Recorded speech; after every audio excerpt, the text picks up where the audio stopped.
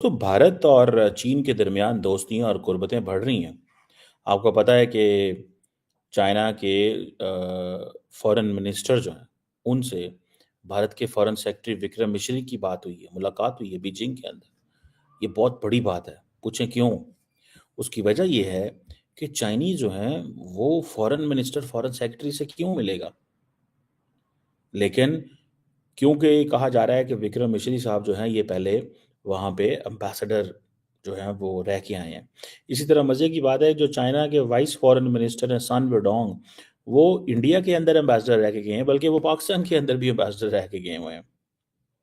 और अब ये जो मुलाकात हुई है इसमें बहुत सारी ऐसी आप समझ लें कमिटमेंट्स हैं जो नज़र आ रही हैं। आप ऐसे लग रहा है जैसे बहुत ज़्यादा कोशिशें की जा रही हैं। मतलब तगो-दो की जा रही है, एफ़र्ट की जा रही है। आप अगर देखें जो चाइनीज़ फ़ॉरेन मिनिस्टर का बयान देखें, ठीक है? जो उन्होंने दिया है फॉर इंडिया, और इसी तरह इंडिया के जो फ़ॉरेन सेक्रेटरी हैं, उनका बयान देखें, तो आपको पता चलेगा कि ऐसे जैसे पता नहीं क्या है ऐसा, मोहब्बतें बढ़ रही हैं। ठीक है जी।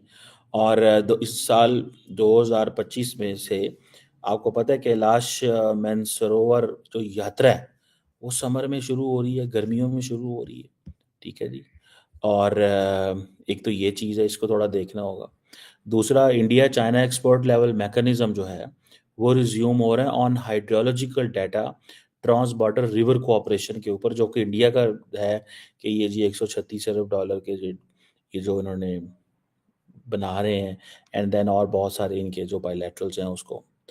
सबसे बढ़कर एयर सर्विसेज, इंडिया ने मुश्किल डाल दी चाइना को। उन्होंने कहा जी चाइनीज बिजनेस खज्जल होते हैं तो हों, हम डायरेक्ट एयर सर्विस नहीं चलाएंगे। क्यों? पहली बात तो यह है कि सारे का सारा जो फायदा हो रहा था वो चाइनीज एयरलाइंस को हो रहा था। दूसरा उसमें ये था, उन्होंने कहा चाइनीज बिजनेसमैन खराब हो रहा है। तीसरा उनको ये था कि चाइनीज बिजनेसमैन जितना खराब होगा हुकूमत को प्रेशराइज करेगा।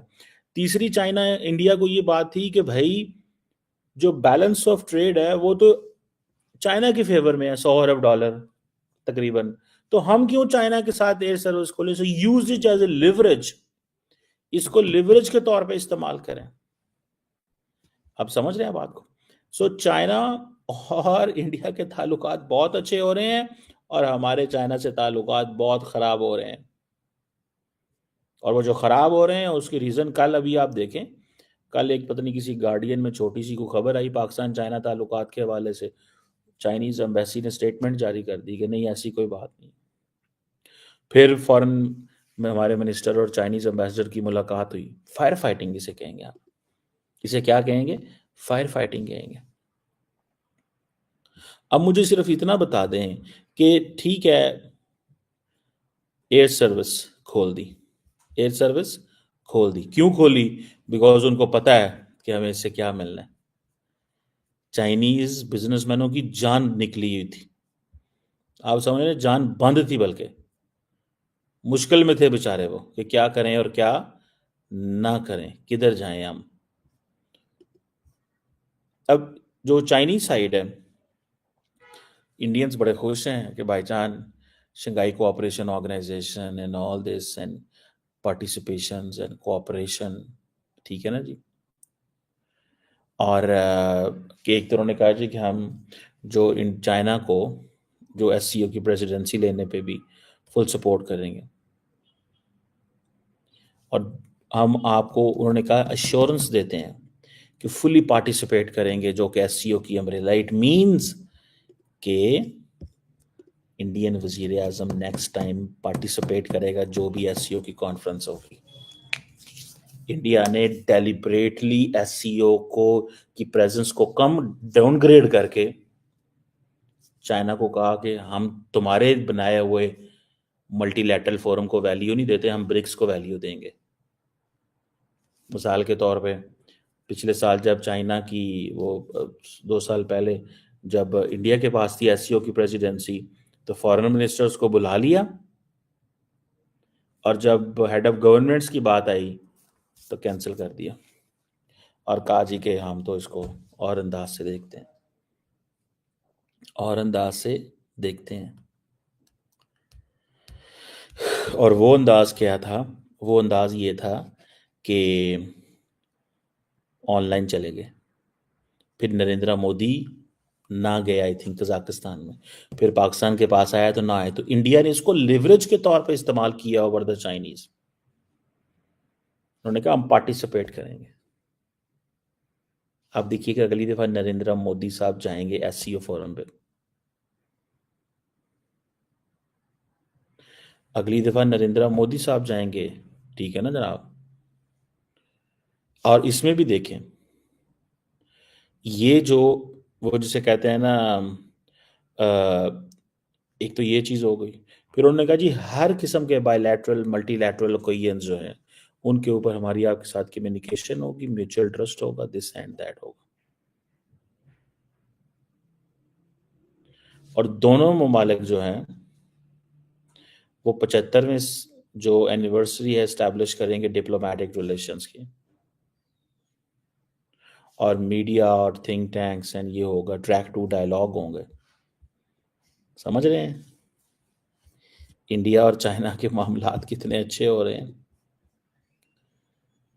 ठीक है जी। Then the Chinese side also agreed on this, this जो एक कैलाश मानसरोवर जो है, जो ऑटोनमस रीजन है, वहाँ पे पिलग्रिम्स, इंडियन पिलग्रिम्स आएंगे और जो भी अरेंजमेंट्स करने होंगे वो करेंगे। फिर तो जैसे मैंने पहले बताया, trans border river cooperation, communication and all this. और इंडिया चाइना रिलेशंस को वो कह रहे हैं कि हमें देखना चाहिए और हैंडल करना चाहिए कि हमारे जो फंडामेंटल इंटरेस्ट हैं उनके हिसाब से। और उन्होंने कहा है कि हमें लफ्ज़ इस्तेमाल किया है, we have to look it from strategic height and long term perspective.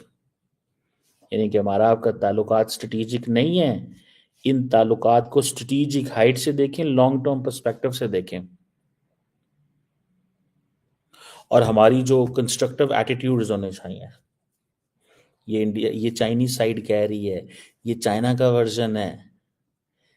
Strategic height से देखना है, लॉन्ग टर्म पर्सपेक्टिव। इंडिया को वो कह रहे हैं कि अमेरिका के एंगल से हमें ना देखो, चाइनीज इंडिया को कह रहे हैं लॉन्ग टर्म पर्सपेक्टिव में इस खित्ते के अंदर मैंने और आपने रहना है, अमेरिका ने नहीं रहना। अमेरिका अगर अफगानिस्तान से जा सकता है तो क्या अमेरिका इंडो पैसिफिक से नहीं निकल सकता? क्या इंडिया अगर अफगानिस्तान से जा सकता है, वियतनाम से जा सकता है, इराक से जा सकता है, तो इंडो पैसिफिक में वो कैसे रहेगा? तो वो कह रहे हैं कि आप उनकी बातों में ना आए। So look it from strategic height and long term perspective. ये चाइनीज साइड ने सजेस्ट किया है। और उन्होंने कहा है जी कि कंस्ट्रक्टिव एटीट्यूड्स होने चाहिए। इंडिया तो पहले ही तैयार बैठा हुआ है कंस्ट्रक्टिव एटीट्यूड्स के लिए, अच्छी पब्लिक ओपिनियन, म्यूचुअल ट्रस्ट, ये सारी चीजों के लिए इंडिया तो तैयार बैठा है। सो ये जो उनके अपने कंसर्न्स हैं उनको भी एड्रेस कर लिया उन्होंने। और सबसे बढ़ के मैं आपको बात बताऊं, दोनों साइड्स जो हैं वो कह रहे हैं कि 75वीं सालगिरह जो है, 75 साल की जो एनिवर्सरी है, उसको पता है किस अंदाज से मनाना है? Think tank exchange, media conversation, track two people. दोस्तों, भारत के विदेश सचिव और चीन के विदेश मंत्री के बीच में मुलाकात हुई और जिसके बाद पाकिस्तान में हड़कंप मच गया है। अब पाकिस्तानी कह रहे हैं कि भाई भारत तो दुश्मन है, तो चीन उससे बातचीत क्यों कर रहा है? हम तो चाइना के दोस्त हैं, भाई हैं, हमसे बातचीत क्यों नहीं कर रहा है? तो पाकिस्तानियों को मिर्ची लग रही है। भाई देखो, भारत जो है ना वो रणनीति के हिसाब से काम करता है। जिस देश के साथ फायदा होता है भारत उसके साथ संबंध अपने सुधारता है, बातचीत करता है, समझे? आपकी तरह नहीं है कि कटोरा लेकर पहुंच जाए, भाई सब दे दीजिए। तो भारत को अगर अपने व्यापार को सही करना है, सुधारना है या आगे बढ़ाना है तो वो चीन के साथ काम करेगा। और चीन को भी, क्योंकि भारत बहुत बड़ी मार्केट है, चीन को ये बात अच्छे से पता है, इसलिए उसको संबंध सुधारने पड़ेंगे।